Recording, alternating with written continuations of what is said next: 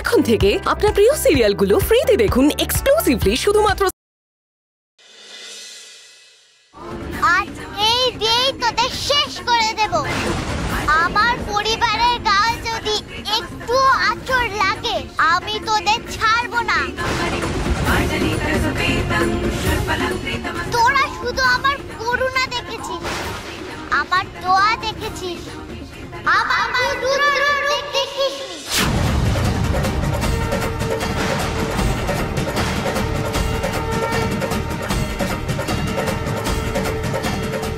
দেখ এবার এইটুকু মেয়ের পায়ের আঘাতে মাটি কাঁপছে, এমনটা আগে কখনো দেখিনি।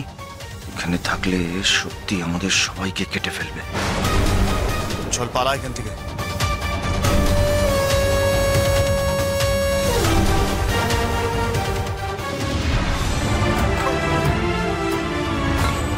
শীতলা, শীতলা, শীতলা, এই শীতলা, শীতলা, তুই তুই ঠিক আছিস তো?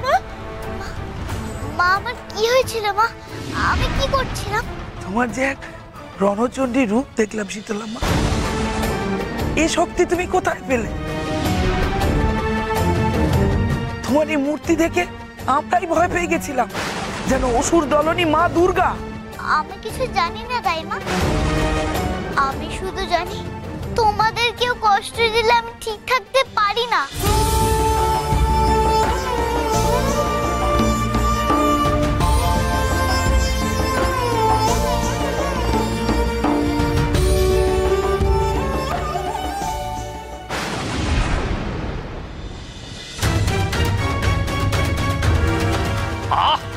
এখনো কেন কোনো খবর নিয়ে আসছে না? সেই কখন গেছে শীতলাদের উচ্ছেদ করতে? এতক্ষণে তো শীতলাদের তাড়িয়ে দিয়ে রাজ্য পার করে দেবার কথা, এখনো কেন সংবাদ নিয়ে আসছে না? প্রণাম মহারাজ। তোমরা এসে গেছো, তোমাদের জন্য অপেক্ষা করছিলাম। হ্যাঁ বলো বলো, আমাকে খুলে বলো, শীতলারা কি এমনি চলে গেল নাকি দু চার ঘা দিতে হয়েছে? হ্যাঁ চুপ করে আছো কেন তোমরা? বলো কি?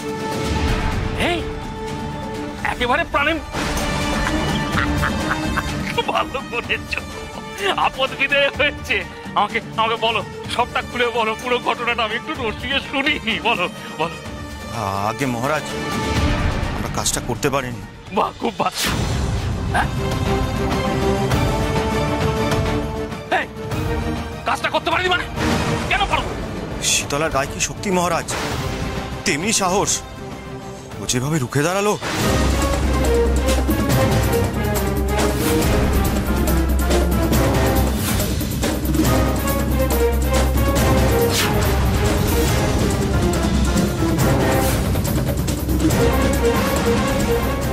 দূর হতভাগার দল, কোনো কমেন্ট নয়। এই জন্য কি আমি মাসে মাসে এতগুলো মুদ্রা দিয়ে তোদের পুষি? একটা মেয়েকে তো বেরিয়ে যা, বেরিয়ে যা, তোকে সামনে থেকে বেরিয়ে যা। এবারও রাজ্য থেকে গেলি না শীতলা, এর ফল তোকে ভোগ করতে হবে। মহারাজ চন্দ্রকান্তের রোষ থেকে তুই বাঁচবি না শীতলা। মহারানী, মহারানী, মহারানী, মহারানী, কি কি হয়েছে তোমাদের?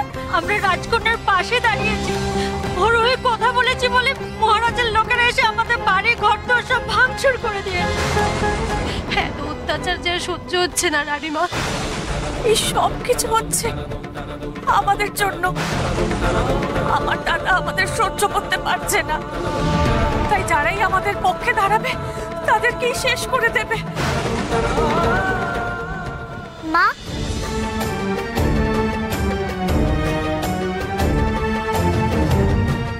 আমরা যতদিন এখানে থাকবো ততদিন শুধু দাইমাদের নয়, গোটা রাজ্যকে বিপদে পড়তে হবে।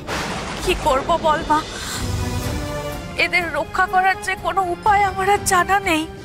উপায় একটাই আছে মা, তা হলো আমাদের এখান থেকে চলে যাওয়া। তাহলে এদের উপর আর অত্যাচার করবে না। আমরা চলে গেলে এরা অন্তত শান্তিতে বাঁচবে।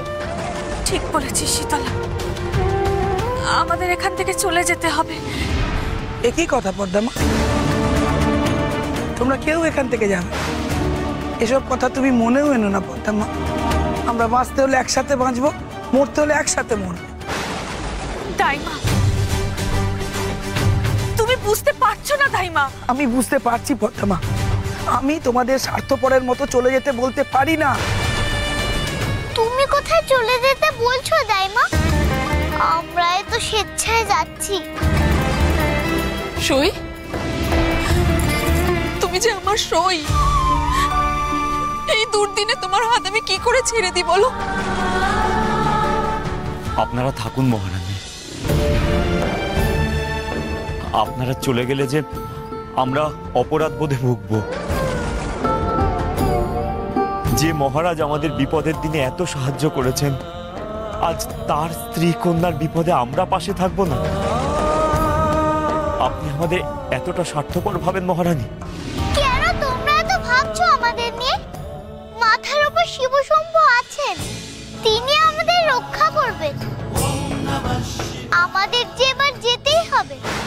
কি করে রাজি হই বলতো পদ্মা? আমি তো মন থেকে সাড়া পাচ্ছি না। আমাদের বাধা দিও না। আর তুমি যদি আবার আমাকে বাধা দাও, তবে কিন্তু আমার মরা মুখ দেখবে বলে দিলাম।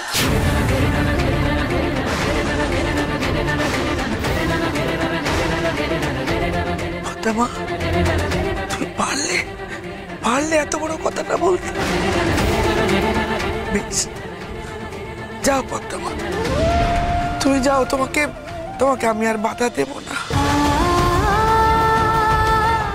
আমার বুকটা ভেঙে গেল, তোমাদেরকে আমি যাবার অনুমতি দিলাম।